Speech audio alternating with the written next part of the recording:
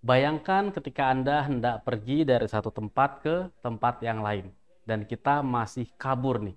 Apa ya tujuan saya? Kemana arah saya? Maka kita tidak akan berhasil sampai ke tempat yang dituju. Demikian juga sebuah presentasi.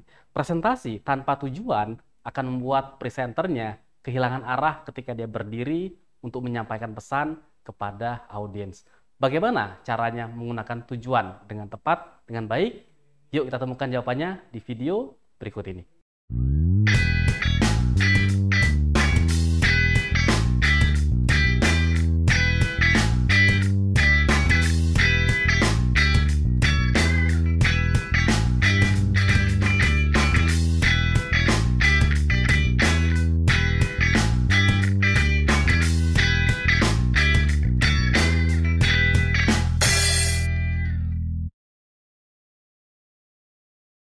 Assalamualaikum warahmatullahi wabarakatuh.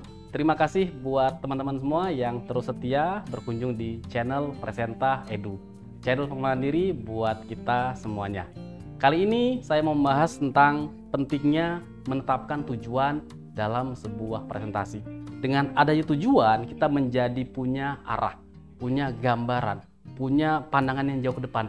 Mana ya yang mau saya capai? Apa ya yang saya harapkan dari audiens saya?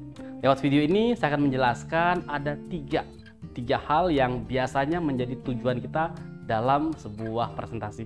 Apa tiga hal tersebut? Mari kita simak satu persatu dan kita terapkan dalam presentasi kita.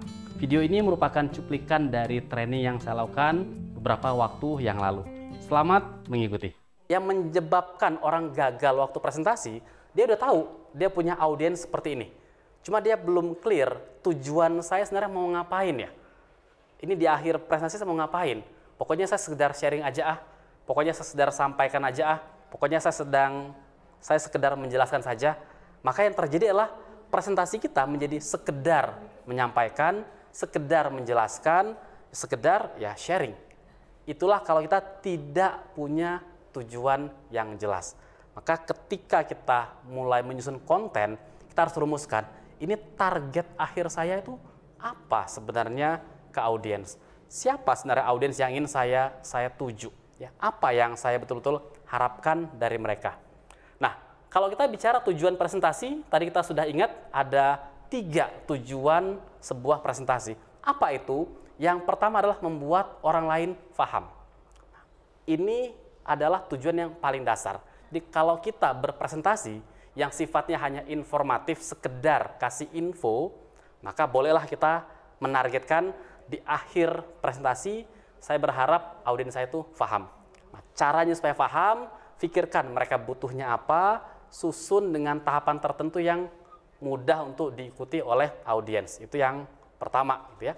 Nah, kemudian yang kedua, kalau kita ini sudah bicara tentang aspek mempengaruhi orang lain, dan dalam banyak kasus, ketika kita berpresentasi kita harus mempengaruhi orang lain, maka kita harus naik ke level yang berikutnya.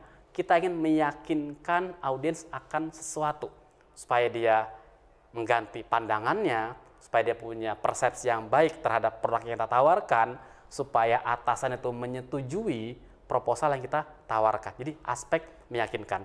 Ketika kita bicara aspek yang kedua ini, nah ini ingat, ini tidak selalu kita mengandalkan konten yang kita buat, tapi cara kita menjelaskan, the way kita bicara, the way kita menatap audiens, cara kita yakin terhadap apa kita sampaikan, ini akan menimbulkan juga keyakinan buat audiens. Kalau saya sering mengatakannya, ini adalah aspek psikologisnya. Jadi presentasi itu tidak hanya bicara aspek logika saja, tapi juga aspek perasaan. Seorang presenter itu mentransfer perasaannya, mentransfer sisi emosionalnya kepada audiens sehingga orang menjadi teryakinkan, menjadi percaya dengan apa yang dia sampaikan. Dan terakhir, jangan lupa dalam kasus yang lebih tinggi lagi, ketika kita berpresentasi, ada tindakan tertentu yang kita harapkan dari audiens. Misalkan saya jualan sebuah produk nih, ya saya punya produk, misalkan produk ini. Apa tujuan saya menjelaskannya segala macam? Apakah mereka paham ini apa? Boleh mereka paham. Apakah mereka yakin ini bagus? Boleh mereka yakin. Tapi saya akan berhasil kalau apa? Kalau beneran mereka mau beli. Itulah namanya bertindak. Maka pikirkan tindakan apa yang Anda harapkan dari audiens ketika sedang berpresentasi, ketika Anda menyusun presentasi. Tindakan apa yang saya harapkan akan dilakukan oleh audiens saya. Apakah mereka akan membeli produk yang saya tawarkan?